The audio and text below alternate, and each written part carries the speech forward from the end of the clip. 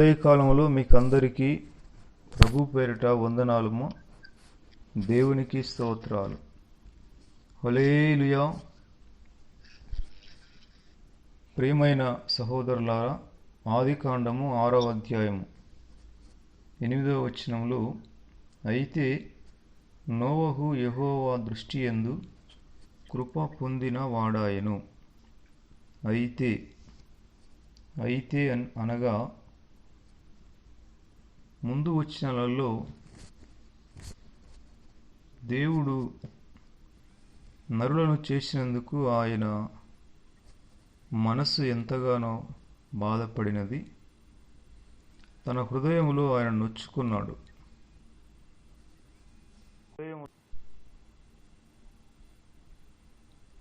సంతోషపడ్డాడు. నోవహు కుటుంబం ఒక్కటే దేవుని దృష్టిలో నిందారహితముగా నిర్దోషులుగా ఉన్నారు.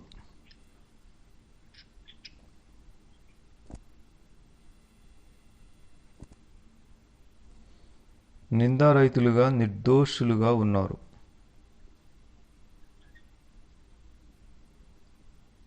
నోవహు నీతిపరుడును తన తరములో నిందారహితుడునై ఉండెను. నోవహు దేవునితో కూడా నడచినవాడు. మన చుట్టుపక్కల ప్రజలు ఎలా ఉన్నారో మనకు అనవసరం. మనం ఎలా ఉన్నామో అనేది పరిశోధించుకొని మేలుకరమైన మార్గమందు నడుచుకోవాలి. దేవుడు సంఘాన్ని ప్రత్యేకపరచటంలో ఆయన బలమైన ఉద్దేశము అది. నీతిమంతుడిగా, నిందారహితుడిగా దేవునితో నడిచినవాడు నోవహు. దేవునితో కూడా నడిచినవాడు నోవహు. 10వ వచనంలో, నోవహుకి 3 కుమారులు కలిగినారు. వారందరికి కూడా వివాహాలు చేశాడు. భూలోకము దేవుని సన్నిధిని చెడిపోయి ఉండెను. భూలోకము బలాత్కారంతో నిండి ఉండెను. భూలోకం అంతా కూడా ఆయన సన్నిధిలో చూస్తే చెడిపోయింది. బలాత్కారంతో నిండిపోయింది. ఎవరిష్టానుసారంగా వారు జీవిస్తున్నారు. చెడిపోయిన భూలోకము, బలాత్కారంతో నిండిన లోకం. దేవుడు ఈ భూలోకాన్ని చూసినప్పుడు అది చెడిపోయింది. సమస్త శరీరులు తమ మార్గమును చెరిపివేసుకున్నారు. మొత్తం చెడిపోయిన లోకం. ప్రతి వారు కూడా వారి మార్గాలను చెరిపివేసుకున్నారు. భయము, భక్తి ఏమాత్రము లేదు. ఎవరిష్టానుసారంగా వారు అదుపు లేని, తలువు లేని బర్రెల్లాగా, కాపరి లేని గొర్రెల్లాగా మనుషులు జీవిస్తూ ఉన్నారు. దేవుడు భూమిని చూసి మనుష్యులు దానిని పాడు చేసినట్టు కనుగొన్నాడు. ఎక్కడ చూసినా చెడుతనము, ప్రజలు చెడ్డవారైపోయి క్రూరమైన జంతువుల వలె భూమి మీద వారి జీవితాన్ని నాశనం చేసుకున్నారు. కనుక దేవుడు నోవహుతో అన్నాడు, మనుషులంతా ఈ భూమిని కోపంతో, హింసతో నింపేశారు. కనుక జీవిస్తున్న వాటన్నిటినీ నేను నాశనం చేస్తాను. ఈ భూమి మీద నుండి వారిని తీసివేస్తాను. వారి పాపము పండింది. ఇచ్చిన సమయాన్ని వారు తృణీకరించారు, నిర్లక్ష్యం చేశారు. గనుక ఇంకా వారి పాప ఫలితము నాశనము గనుక వారి పాపం వారిని పట్టుకొని వారి నాశనానికి నడిపిస్తూ ఉన్నది. దేవుడు తాను చేసిన సృష్టిని అది నాశనమైపోవటం ఆయన చూశాడు. ఎంత బాధో చూడండి. మొదటిగా ఆయన చేసిన సృష్టి నాశనానికి దగ్గరగా ఉన్నది. మొత్తం ఒక్క నోవహు కుటుంబం తప్ప సకల ప్రాణులు, సకల సృష్టి యావత్తు అనగా సకల ప్రాణులు, పక్షులు కానీ, జంతువులు కానీ, మనుష్యులు కానీ, ఈ భూమి మీద ఉండే సమస్తమును జలప్రలయము ద్వారా నాశనమయ్యే పరిస్థితి వచ్చింది. అయితే దేవుడు నోవహుతో అన్నాడు, నీవు చితిసారకపు చెక్కతో నీ కోసం ఒక ఓడను నిర్మించు. ఓడలో గదులను చేసి ఓడకు తారు పూసి పైపూత పూయి. ఈ ఓడ గురించి, దాని నిర్మాణాన్ని నోవహుకి దేవుడే చెప్పాడు. 300 అడుగుల పొడవు, 50 అడుగుల వెడల్పు, 30 అడుగుల ఎత్తు, 30 అడుగుల ఎత్తు.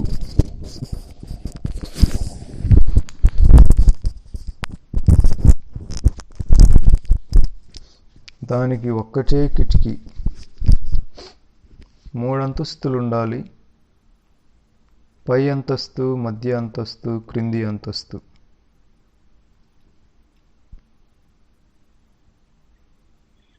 ఆ ఓడకి ఒకటే కిటికీ. ఈ ఓడ రక్షణ ఓడ అనగా యేసు ప్రభువును సూచిస్తుంది. ఓడను తయారు చేసుకోమన్నాడు. దానికి ఒకటే తలుపు.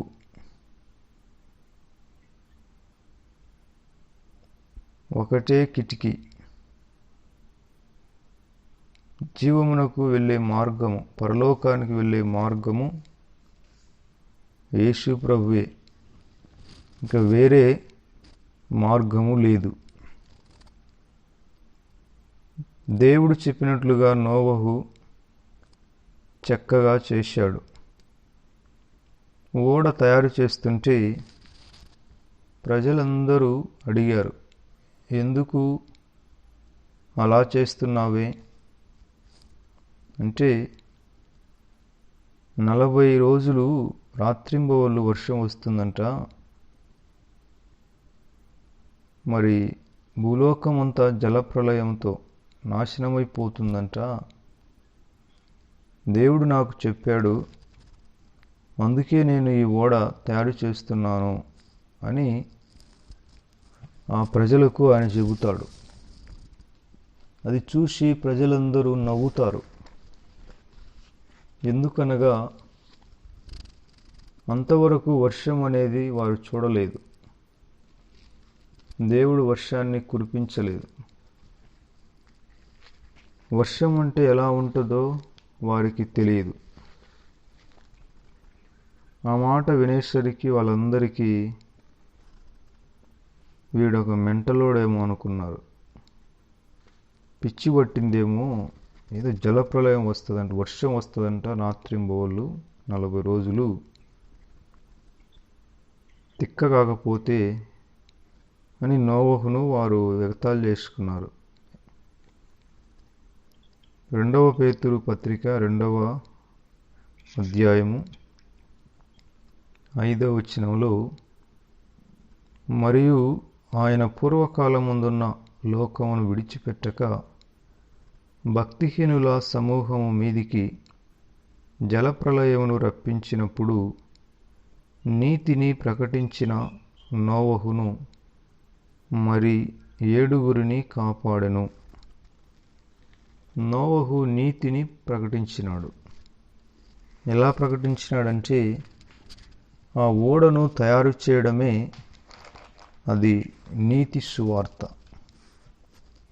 ప్రభు మాటకు లోబడి అది వరకు తాను చూడని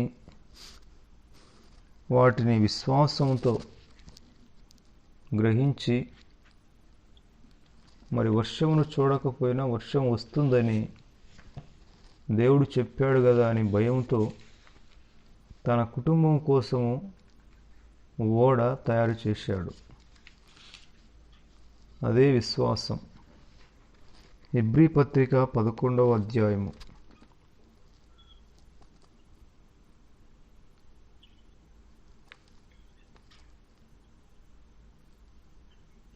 7వ వచనంలో, విశ్వాసమును బట్టి నోవహు అది వరకు చూడని సంగతులను గూర్చి దేవుని చేత హెచ్చరింపబడి భయభక్తులు గలవాడై తన ఇంటివారి రక్షణ కొరకు ఒక ఓడను సిద్ధము చేసెను.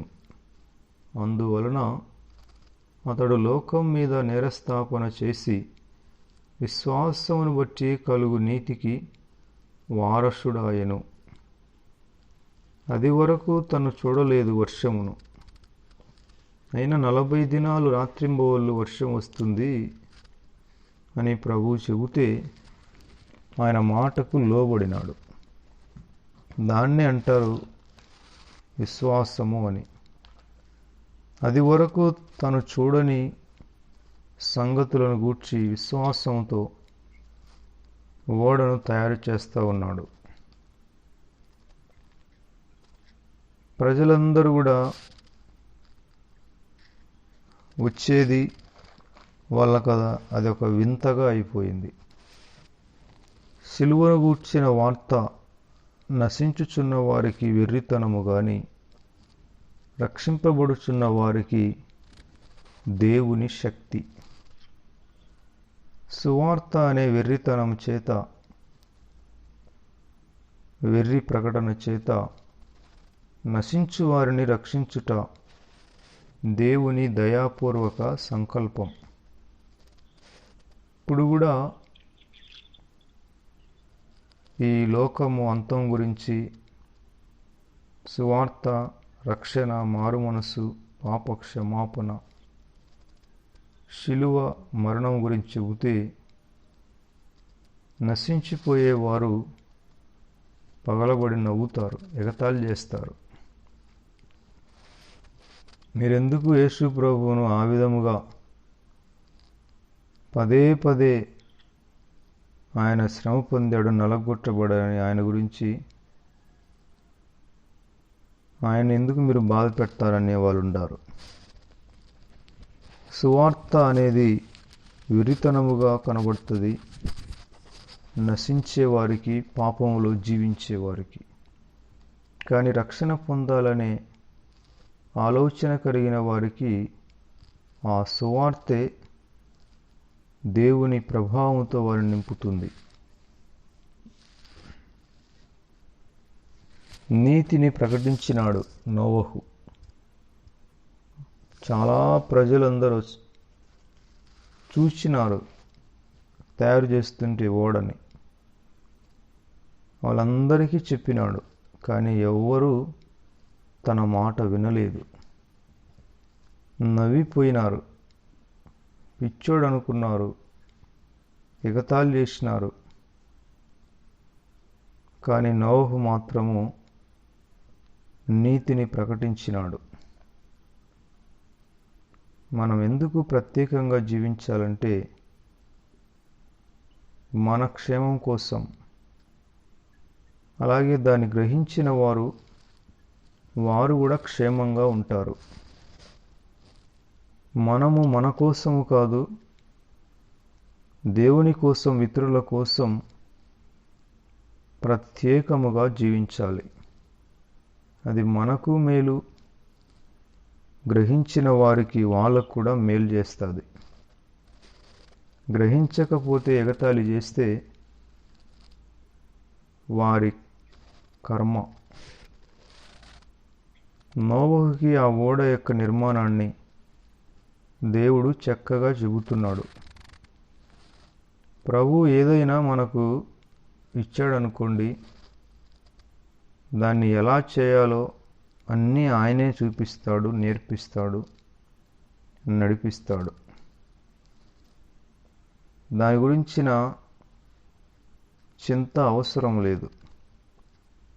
దాన్ని ఎలా చేయాలి, ఎలా నడిపించాలి, మొత్తం ఆయనే దగ్గర ఉండి ఒక గురువులాగా, ఒక తండ్రిలాగా అన్నీ నేర్పిస్తాడు.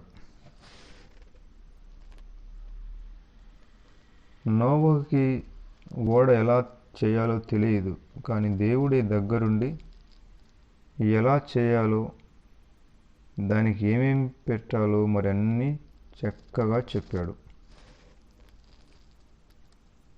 భూమి మీద ఉన్న అన్నీ చస్తాయి, అయితే నిన్ను నేను రక్షిస్తాను. అప్పుడు నీతో నేను ఒక ప్రత్యేక నిబంధన చేస్తాను.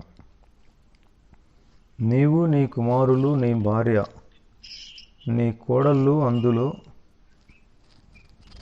ఎక్కాలి. భూమి మీద జీవిస్తున్న ప్రాణులన్నిటిలో 2 చొప్పున నీవు సంపాదించాలి. పవిత్రమైనవి, పవిత్రము కానివి దానిలో ఉండాలి. భూమి మీద ఉన్న ప్రతి జాతి పక్షుల్లో నుండి 2 తీసుకొనిరా.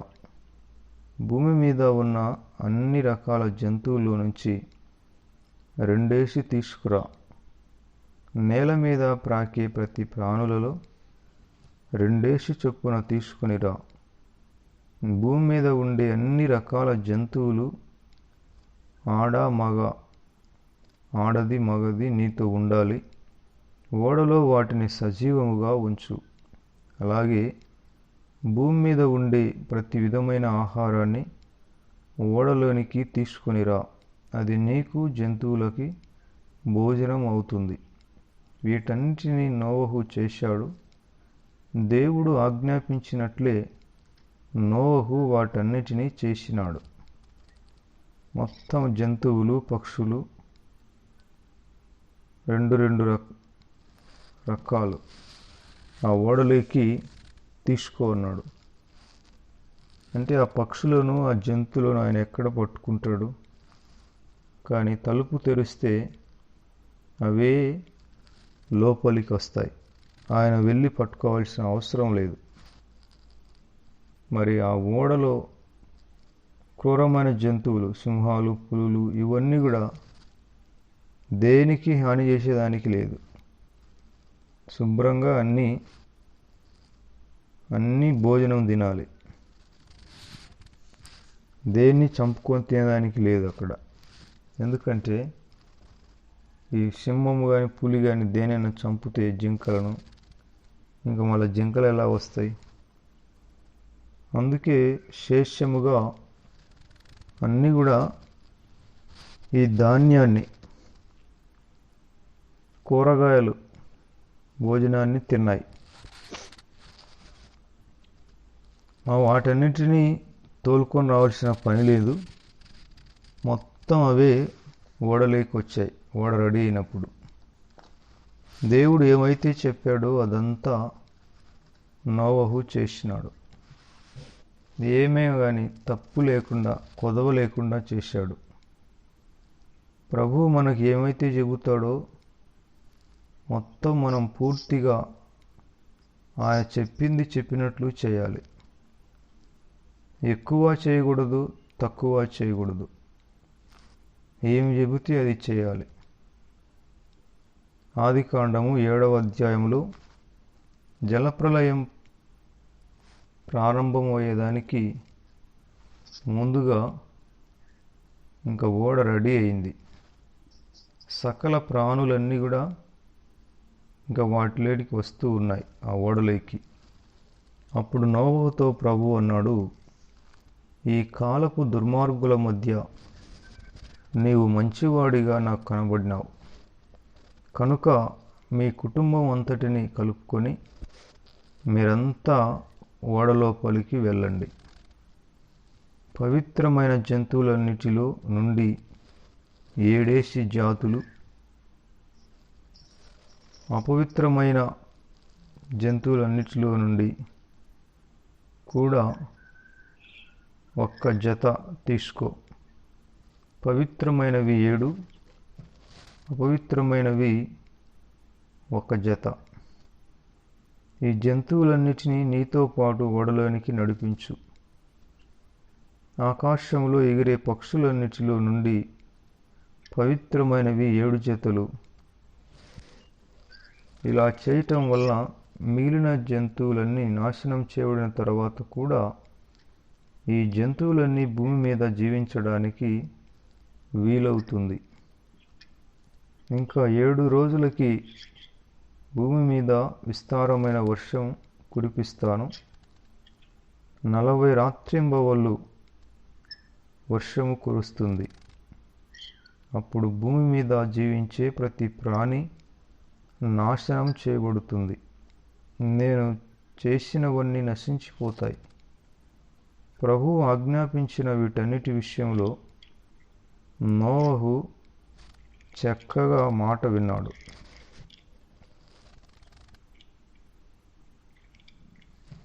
ఆదికాండము 7వ అధ్యాయము 6వ వచనంలో, ఈ జలప్రళయము వచ్చినప్పుడు నోవహు వయస్సు 600 సంవత్సరాలు.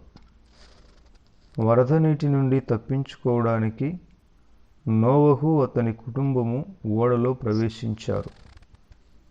నోవహు భార్య, అతని కుమారులు, వారి భార్యలు అతనితో కూడా ఓడలో ఉన్నారు. మొత్తం 8 మంది. పవిత్ర జంతువులన్నీ, భూమి మీద ఇతర జంతువులన్నీ, పక్షులన్నీ, నేల మీద ప్రాకే ప్రాణులన్నీ నోవహుతో పాటు ఓడలోకి వెళ్ళాయి.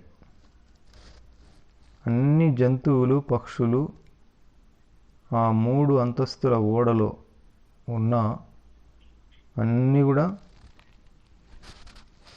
సామరస్యంగానే ఉండాలి. ఏది దేనికి హాని చేయకూడదు.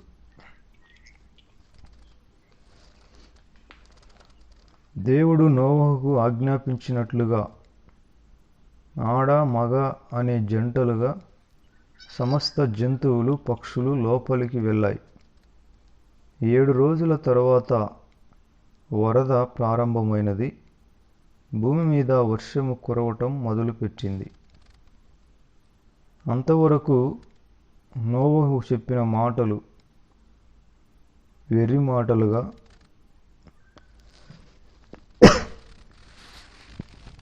ఎగతాళిగా, అపహాస్యముగా చూసిన వారందరూ వర్షమును చూస్తున్నారు. మరి అప్పుడైనా వారు నమ్మొచ్చు కదా. అంటే ఆ వర్షము రాకముందే తలుపు వేయబడ్డది. తలుపు వేసిన తర్వాతనే 2వ నెల 17వ రోజున భూమి క్రింద ఉన్న జల ఊటలన్నీ బ్రద్దలై నేల నుండి నీరు ప్రవహించటం మొదలైంది.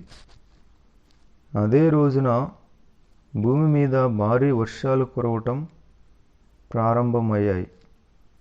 ఆకాశానికి కిటికీలు తెర తీసినట్టుగా ఉంది. 40 పగళ్ళు 40 రాత్రులు భూమి మీద భయంకరమైన వర్షము కురిసింది. సరిగ్గా అదే రోజున నోవహు, అతని భార్య, అతని కుమారులు, అతని కోడళ్ళు ఆ ఓడలో ప్రవేశించారు. అప్పుడు నోవహు 600 సంవత్సరాల వాడు. ఆ మనుష్యులు భూమి మీదనున్న అన్ని రకాల ప్రాణులు ఆ ఓడలో ఉన్నారు. అన్ని రకాల పశువులు, నేల మీద ప్రాకే అన్ని రకాల జంతువులు, అన్ని రకాల పక్షులు ఆ ఓడలో ఉన్నాయి. ఈ జంతువులన్నీ నోవహుతో కలిసి ఓడలోకి వెళ్ళాయి. ప్రాణం ఉన్న ప్రతి రకం జంతువు 2 చొప్పున వచ్చాయి. సరిగ్గా దేవుడు ఆజ్ఞాపించినట్లే ఈ జంతువులన్నీ ఓడలో జతలు జతలుగా ప్రవేశించాయి. తరువాత యెహోవా ఓడ తలుపులు మూసివేశాడు. ఇవన్నీ వచ్చిన తర్వాత ఓడ తలుపులు దేవుడే మూసేశాడు. ఇంకా ఎవరు వచ్చేదానికి లేదు, ఎవరు బయటికి పోయేదానికి లేదు. ఆయనే తలుపు వేసేశాడు. ఆ తలుపు తీయడం నోవహు చేత కూడా కాదు. ఇంకా ఎవరు వచ్చేదానికి లేదు. ఈ రోజున కూడా రక్షణ పొందుకోవడానికి అవకాశం ఉంది, అనుకూలమైన సమయం ఉంది. బుద్ధి లేని కన్నికల వలె ప్రభువు వచ్చి వెళ్ళిన తర్వాత, సంఘమును తీసుకొని పోయిన తర్వాత తలుపు వేయబడుతుంది. అప్పుడు ఏడ్చి లాభం లేదు. సమయం ఉండగానే అనుకూల సమయం అందే క్రీస్తునందు విశ్వాసం ఉంచాలి. ఇప్పుడు తలుపులు తెరవబడి ఉన్నాయి. తలుపు మూసేస్తే ఇంకా తెరవడము సాధ్యము కాదు. దేవుడే తలుపు మూసేశాడు, ఓడ తలుపు. ఇంకా ఎవరు లోపలికి వచ్చేదానికి లేదు. లోపల ఉన్నవాళ్ళు బయటికి వచ్చేదానికి లేదు. ఎందుకంటే బయట ఎక్కడ చూసినా వర్షం, నీరే. 40 రోజుల పాటు నీళ్లు భూమి మీద వరదలై పారాయి. దినదినము నీటి మట్టం పెరుగుతూ ఓడను నేల మీద నుండి పైకి లేపడం మొదలైంది. నీళ్లు పెరిగే కొద్దీ ఓడ పైకి లేస్తుంది. నీటి మట్టము పెరగటం కొనసాగుతూనే ఉంది. ఓడ నేలకు చాలా ఎత్తుగా నీటి మీద తేలుతుంది. నీటి మట్టము చాలా పైకి లేచినందువల్ల గొప్ప ఎత్తైన పర్వతాలన్నీ నీళ్లలో మునిగిపోయాయి. అంటే అంత పెద్ద కొండలు, పర్వతాలు కూడా ఆ నీళ్లకు మునిగిపోయినాయంట. అంటే ఎక్కడ చూసినా నీళ్ళే, నిలవడానికి నీడ లేదు. పర్వత శిఖరాలకు పైగా నీటి మట్టం లేస్తూనే ఉంది. అన్నిటికంటే ఎత్తైన పర్వత శిఖరానికి ఇంకా 20 అడుగులు ఎత్తుగానే నీటి మట్టం ఉంది. అంటే పర్వతాల కంటే, ఆ పెద్ద పెద్ద కొండల కంటే కూడా 20 అడుగుల ఎత్తు నీళ్ళు వచ్చాయి. ఈ ఓడలో ఉన్న వారికి తప్ప, ఉన్న ప్రాణులకి, జంతువులకి తప్ప, ఆ 8 మందికి తప్ప మొత్తము ఏమీ కానీ మిగలలేదు. అంతా సజీవ సమాధులైపోయినారు. పెద్ద పెద్ద పర్వతాలు, గుట్టలు, వాటికంటే 20 అడుగుల ఎత్తు నీటి మట్టం పెరిగింది. సమస్తము మునిగిపోయినాయి. ఎక్కడ చూసినా కూడా శవాల గుట్టలే, కుప్పలు కుప్పలు. వాటిని పరదేశులము ప్రియులారా అని పాడేవాడు లేడు, పాడగట్టేవాడు లేడు, ఏడ్చేవాడు లేడు. ఎక్కడ చూసినా మరణ మృదంగమే. దేవుడు తన చేతులారా చేసుకున్న మానవులు, అలాగే తన కళ్ళ ముందు నోటి ద్వారా చేసిన సమస్త జీవులు, ప్రాణులు ఆయన కళ్ళ ముందే నాశనమైపోతున్నారు. పాపములో జీవించే వ్యక్తిని దేవుడు రక్షించడానికి ఆయన తన ప్రాణాన్నిచ్చాడు. అది మనం అంగీకరించకపోతే ఎవరైనా మనుషులు, వారి నాశనముకి ఆయన ఏమి అడ్డుపడలేడు. ఆయన చేసిన దాన్ని, చెప్పిన దాన్ని మనం వింటే, విధేయత చూపిస్తే ఆయన కాపుదల ఉంటుంది. కానీ ఆయనకు విధేయత చూపించకుండా కళ్ళ ముందు ఎదుట పెట్టిన మార్గాన్ని తృణీకరిస్తే ఎవరి పాప ఫలితం వారికి కలుగుతుంది. మనుష్యుడా, నీవేమి విత్తుతావో అదే కోస్తావు అని గలతీ పత్రికలో ఉంది. భూమి మీద ఉన్న ప్రతి ప్రాణి చనిపోయింది. ప్రతి పురుషుడు, స్త్రీ మరణించారు. పక్షులు, పశువులు, జంతువులు, ఎగిరే ప్రతి ప్రాణి చంపివేయబడ్డాయి. బ్రతికి శ్వాసించే ప్రతి జీవి చనిపోయింది. గనుక భూమి మీద ఉన్న సకల ప్రాణులను, ప్రతి మనిషి, ప్రతి జంతువు, ప్రాకే ప్రతి ప్రాణి, ప్రతి పక్షి అన్నీ కూడా లేకుండా పోయినాయి, నాశనం చేయబడ్డాయి. ఓడలో ఉన్న నోవహు, అతనితో ఉన్న మనుషులు, జంతువులు మాత్రమే బ్రతికి ఉన్న ప్రాణులు. 150 రోజుల పాటు నీళ్లు భూమిని కప్పేశాయి. 150 రోజులు. 150 రోజులు అంటే ఇంచుమించు 5 నెలలు మొత్తం భూమి అంతా నీళ్ళే. జలప్రలయం.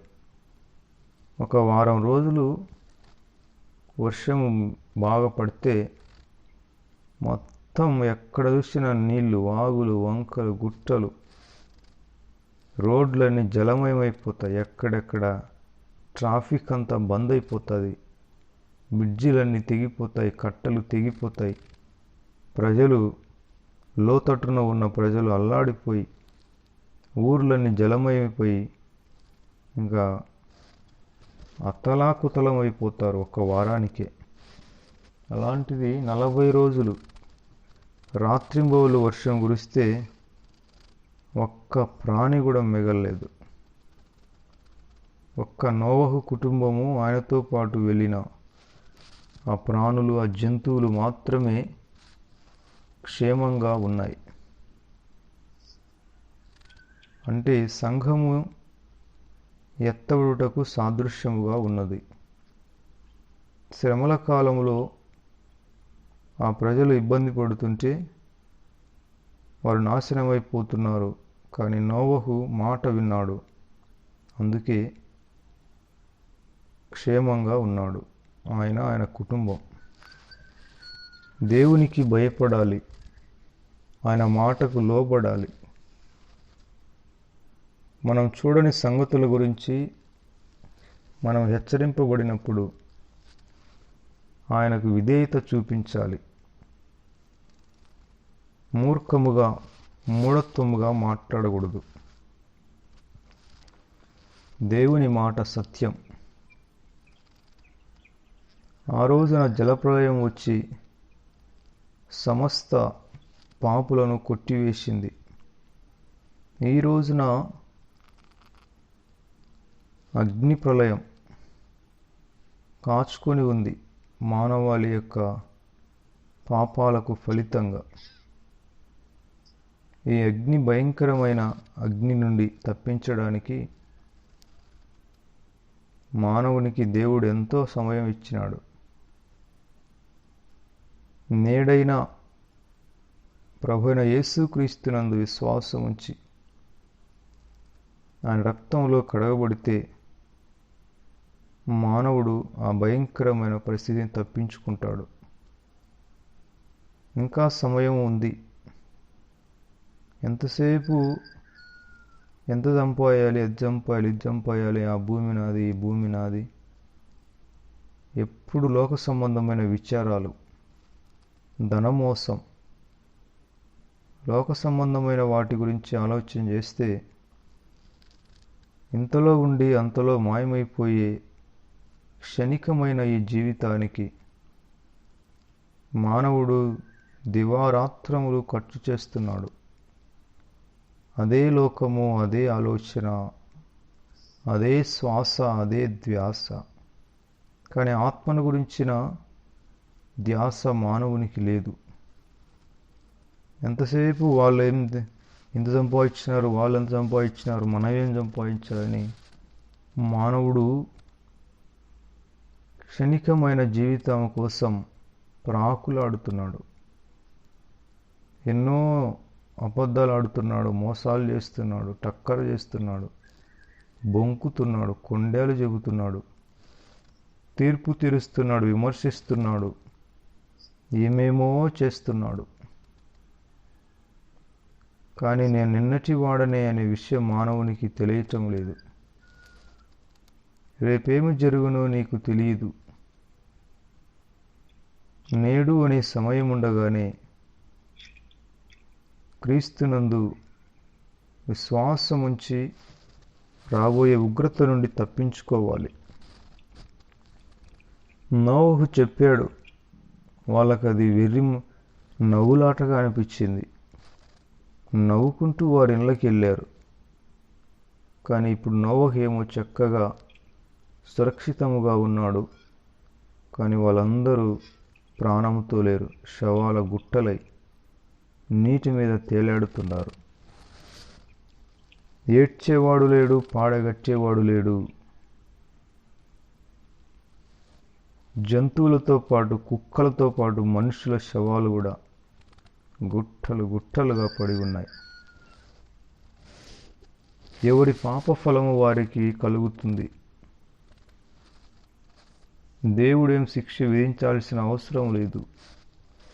వారు విత్తింది వారు కోసుకుంటారు.